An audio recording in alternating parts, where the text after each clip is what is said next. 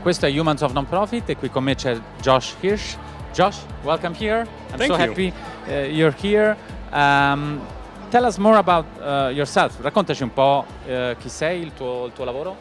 Please, So I've been in the nonprofit sector about 20 years now. Started off as director of development, director of marketing at a charter school for children with autism, and did everything there: individual giving, major gifts, special events, capital campaign. Really had a chance to learn a lot about everything at once. And this was in the early days of social media when we were still talking in third person on Facebook. Yes, I remember that time. And it was like the good days of Facebook when there was actually organic growth and you could have people see your posts, and now it's completely different. But I knew even then that digital fundraising, digital communications was going to be such a driving force for this sector. So I just fell deeper down the rabbit hole of digital communications, further progressing into my career, had a chance to work for the nation's largest breast cancer foundation, Susan G. Komen, both at the state level and then the national level. Through COVID, it was a very interesting time, we'll say, because Susan G. Komen was very strong peer-to-peer fundraising, very event-driven with 60 in-person events all over the country. So all of a sudden, we weren't in person anymore. So how can you still create that sense of community, sense of survivorship, which was so important with Komen because women and men going through breast cancer and their community that supported them, we still needed that. So we were driving a lot of that through Facebook, and not through Facebook pages, but through Facebook groups, because it gave a chance for people to come together, to have conversations, to exchange what they were going through. And we were still very successful. We were still able to raise millions of dollars through it. But it gave us a different way of looking at how we communicated, a different way how we created that sense of community. Fast forward a few years, and all of a sudden we have this thing called AI, ChatGPT. And people are like, oh, ChatGPT's only been around and AI has only been around for a couple of years. Well, it's really not the case. It's not. If it weren't for, November 22nd, 2022, when that beta version went live, that we now have a way to talk to the computer. Before that, we had Siri, we had Alexa, we had Hulu and Netflix that were making suggestions based upon our behaviors, based upon an algorithm to determine what we wanted. Even going back further than that, going back a couple decades to Microsoft and that little assistant Clippy, that was AI before we realized what it was. Now we just have a way to talk to the computer effectively, clearly explaining what our desired outputs are. Anything is possible, and it's so exciting for me because any time that I hit enter, I don't know what I'm going to get. I know what my intended outcome and my intended output is going to be, but it always gives me a chance to continue to think creatively, continue to think strategically for us to be effective in that way. Okay, it looks like a great approach to the AI. You mentioned COVID, so COVID changed the way, the strategy of actually doing fundraising, but also then AI came out, and so it really changed this strategy for fundraising. Maybe new challenges, new opportunities. How did it change? I mean, the strategy of fundraising with the AI. So, going even before AI, and when we're talking through COVID, we knew that there was digital technology tools available to us. I think it just gave us different ways of thinking about them, different ways of communicating, different ways of staying connected when we weren't connected. Now with the advent of AI, if we can clearly explain what our desired is, I want to create a campaign for my major donors that's going to be a 3-month campaign using smart objectives, specific, measurable, achievable, relevant, and time-bound, because we need a measurement to determine the success, not just did we raise X amount of dollars, but did we achieve our certain outcomes. Now we have a way, and I like to think about it as creating greater equitable opportunities for NGOs of all sizes. You could have a staff of 3 having a budget under €100,000, but still have a great desire to create social impact. Now through generative AI, you can have an army of virtual employees working alongside of you that are trained on best practices, that are trained on your organization, that understand your organization's voice, intent, impact, and I can have these experts sitting alongside me to create that intended results. And it looks like everything's good about AI, but we know that's not the case, maybe. But do you think that AI maybe is the solution for problems that we don't even know they exist? That's a great way to look at it. Yes, absolutely. I think that as we continue to evolve, and remember, we've only been using ChatGPT for 2.5 years now. And for me, it doesn't matter what tool you're using. If you understand prompting and training, the way that you're talking to the computer, the way that you're training the models to achieve what you want, really anything is possible. So when we talk about what's going to be out there tomorrow, I don't know. What's going to be that next problem? But by using root cause analysis, I know where I want to end up. I want to solve hunger. I want to, cure malaria. I want to provide more opportunities for field hospitals to get to those patients that need it. I know where I'm starting. By reverse engineering it through creative thinking and strategic thinking, we can get there through generative AI. Is it going to happen tomorrow? No. But at least we can make greater inroads to it using data, because I'm a big data nerd. I know that I want to create a social content calendar and talk about XYZ. Well, that's great. That's what I want to do. But if the data points aren't telling me that, then what's the point? And using those data points, using those KPIs, key performance indicators, to help drive my intended results, I'm going to create greater decision making, and more importantly, create greater experiences for my donors. When we're at the Festival Del Fundraising, there's 1,400 attendees. Most likely, an organization's donor is supporting another organization that's here as well. If all those organizations are saying, thank you for your support, you've been a great donor at $10 a month, give us $10 more a month, okay, great, whatever. But if I'm hearing a donor, I'm listening to what their intent is, using the psychographics understanding of intent, motivation, interest, speaking to them the way they want to be spoken to, then I'm creating a greater connection. Then I'm creating more lifetime value of that donor to my organization, and we're going to see greater impact as a result. And I think that AI can be an opportunity, of course, to create content, to understand content, and also to explain data to humans. Oh, yes. But if you use AI to create content, understand content, and also get some meaning out of all your data, don't you think there are some ethical consideration in, that we have to think about?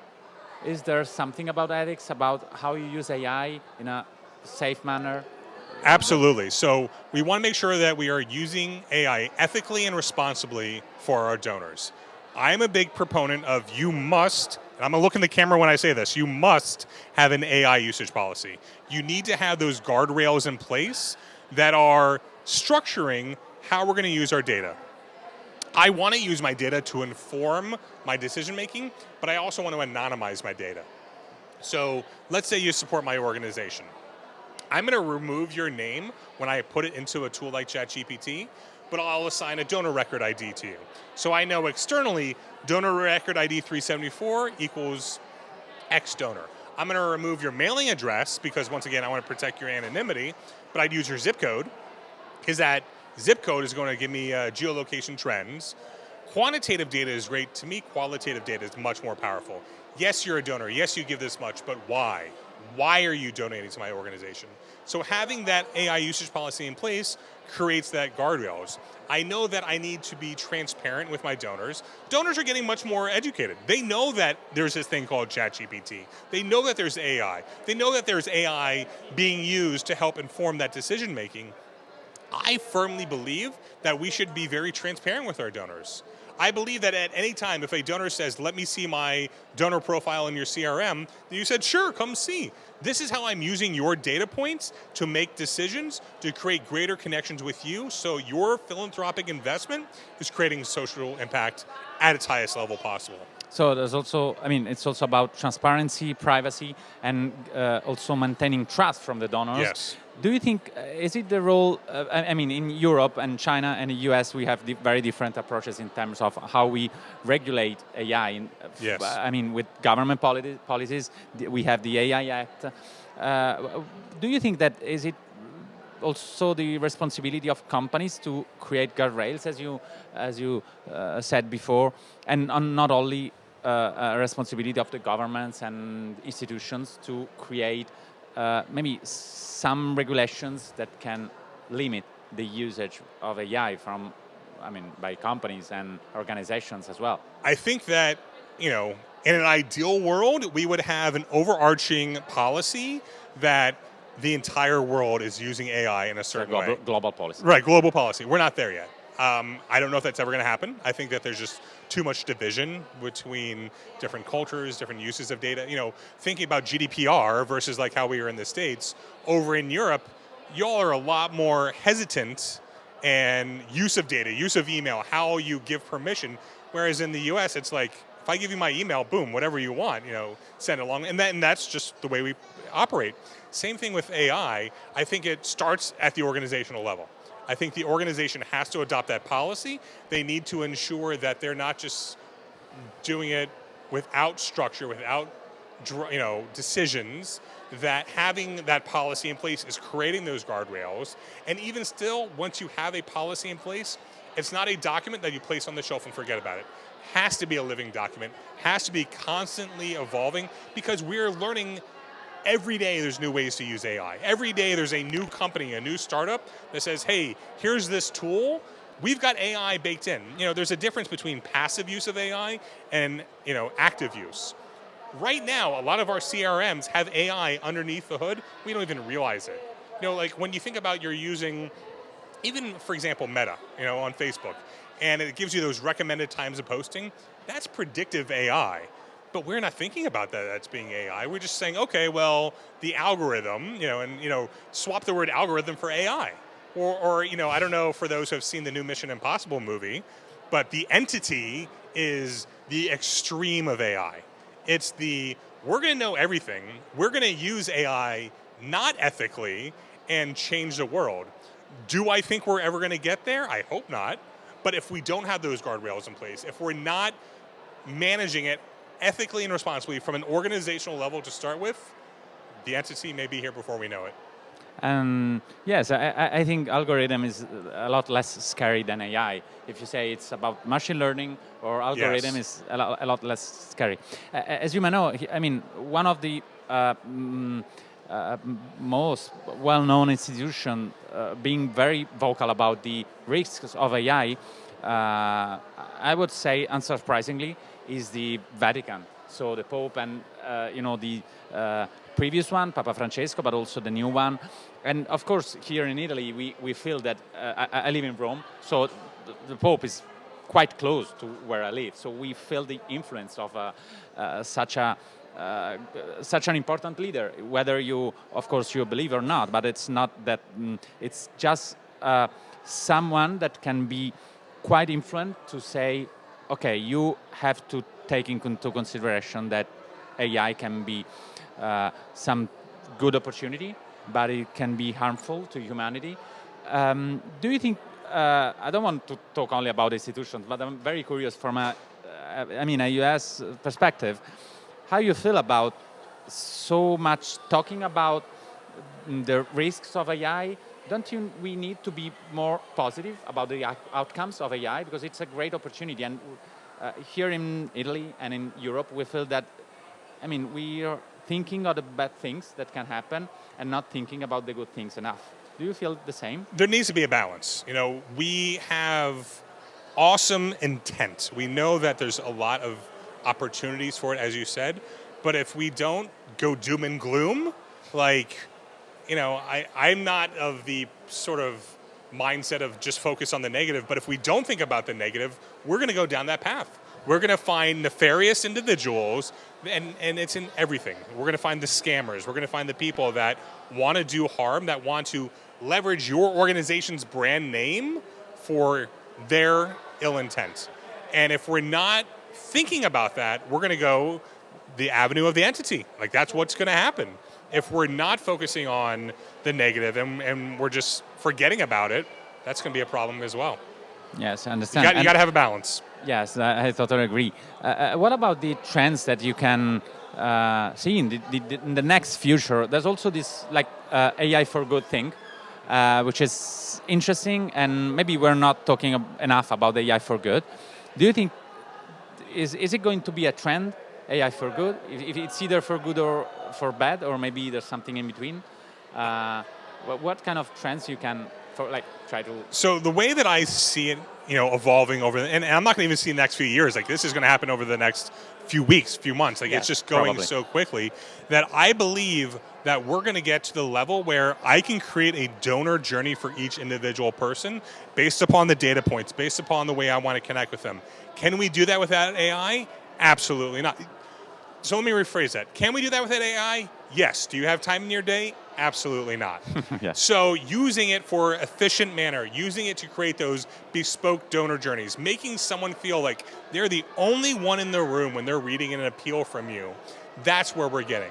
We're going to get to the point where gift officers are going to be able to have virtual conversations with a virtual you, a virtual donor based upon best practices, based upon what does an ideal donor persona look like, layering in donor data to then get a opportunity to communicate with that donor before they actually hit send on that email.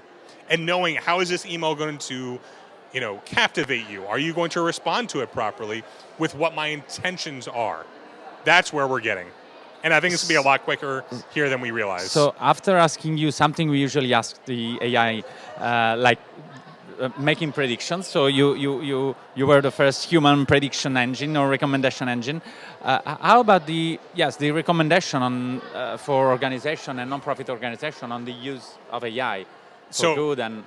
My number one recommendation, whether you've been using generative AI since day one, November 22nd, 2022, or you're just starting off, and it doesn't matter what tool you're using, ChatGPT, Claude, Perplexity, Gemini, or the tens of thousands of others that are going to come out between now and next year, open up a prompt and say, hey, ChatGPT, I'm in this role for this organization. We're interested in using AI to increase efficiencies within our workflow, but we don't know where to begin. So using AI to teach me how to use AI more effectively, that's the key. When I'm sitting there working on a project or I'm building a custom GPT, I'm building a custom agent, a custom bot, I know what I want to create, but I don't know how to train it properly. Using ChatGPT to say, hey, I'm trying to create this, what prompts should I use? So we have to think about AI, especially ChatGPT or whatever tool, it's as a two-way process. It's learning from me to create my desired output, but I also should be learning from it to how to use it better, how to get to my desired result quicker, more efficiently, with a better output.